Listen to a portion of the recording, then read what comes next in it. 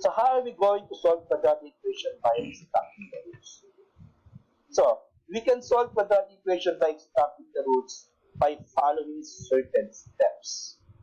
So these steps in solving a quadratic equation by extracting the roots, I hide it in a term, or I hide it in an acronym, which is what we call as NEAR.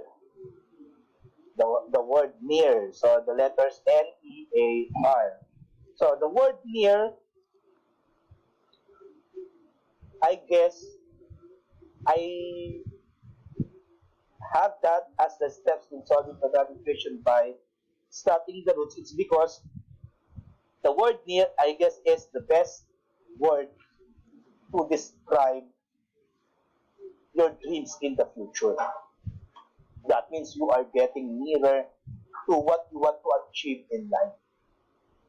So that will happen if you are going to continue what you have started.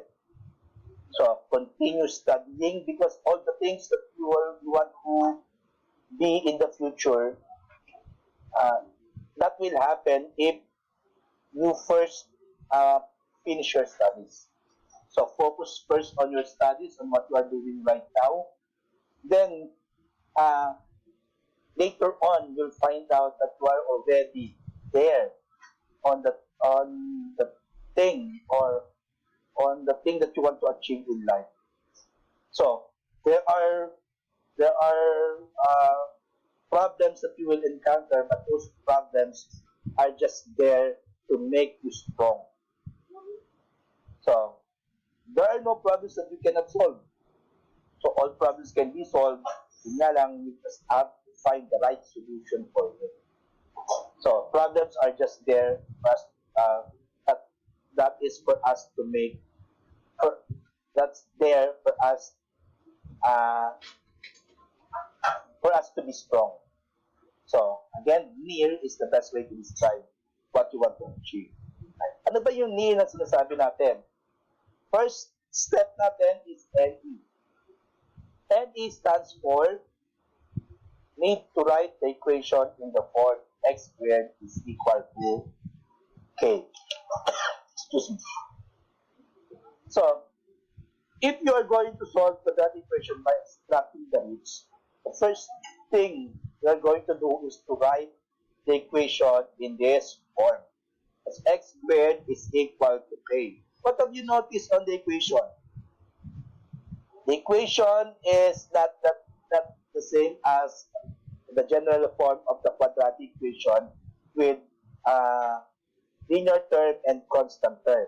So in this form of the equation, we only have the quadratic term and the constant term. K there is the constant term. So if you do have the quadratic term and the constant term in a given equation, so you can solve that quadratic equation by using extracting the roots. So we can, I guess that's the best way that we can solve a quadratic equation whose linear term is not present in the equation. So we can solve it by extracting the roots. So that is by rewriting it first in the form x squared is equal to k. Next, A. A stands for, and if k is 0, you can find out right away how many roots a given quadratic equation has. So, if your k is 0, it has 2 real roots. So, right away, if you have written the equation in this form, in x squared is equal to k, and you find out that your k is greater than 0 or a positive number, then the solutions has, the given quadratic equation has 2 real roots. Well, if your k is equal to 0, just like, for example, if x squared is equal to 0, for example, so it has 1 real root. So, why did we say it has 1 real root? So, a quadratic equation has 2 solutions. But how come that we can come up with 1 real root as a solution for the reason that its solutions are same. So that's why if your k is equal to 0, it has one real root. Then if your k is less than 0, so according to this, it has no real roots. So that's imaginary number. So if your k is less than 0, meaning to say it's negative, it has no real roots.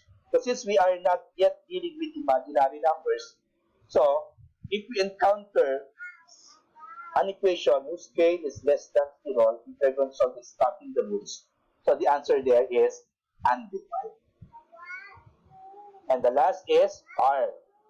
R stands for, according to this, right away, get the square root of both sides of the equation, find the solutions.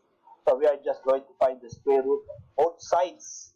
So whatever you do on one side, you will also do that on the other side. So if you find the square root of the left side of the equation, you can also find you are also going to find the square root of the term on the right side of the equation, because we are dealing with equation. So whatever you do on one side, you will also do that on the other side to apply the concept of equality. So in order for us to solve quadratic equation by extracting the roots, all you have to do is to apply our steps, which is what we call as mirror.